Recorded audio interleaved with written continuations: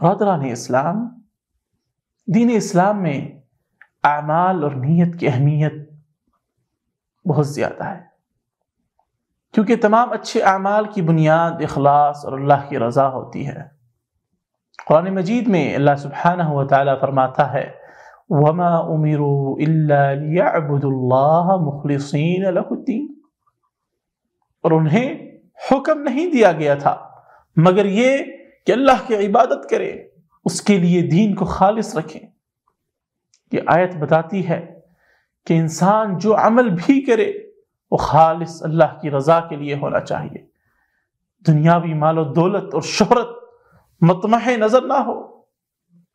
ابوبکر صدیق رضی اللہ عنہ نے اس بات کی خوبصورتی سے وضاحت کی، اور خالد بن ولید رضی اللہ عنہ کو اپنی ایک جنگی مہم کے دوران نصیحت کرتے ہوئے فرمایا شہرت سے بھاگو، شہرت تمہارے پیچھے آئے گی، اور موت کی تمنا کرو، حقیقی زندگی عطا ہو جائے گی۔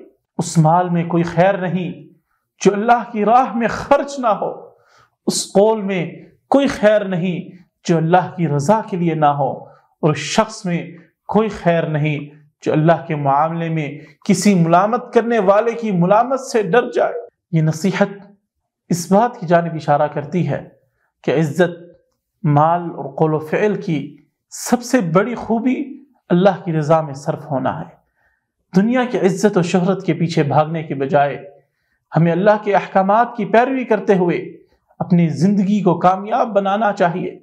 نبی کریم صلی اللہ علیہ وسلم کا فرمان ہے انما الاعمال بالنیات وانما لکل امرئ ما نوى، اعمال کا دار و مدار نیتوں پر ہے، اور ہر شخص کو وہی ملے گا جس کی اس کی نیت تھی۔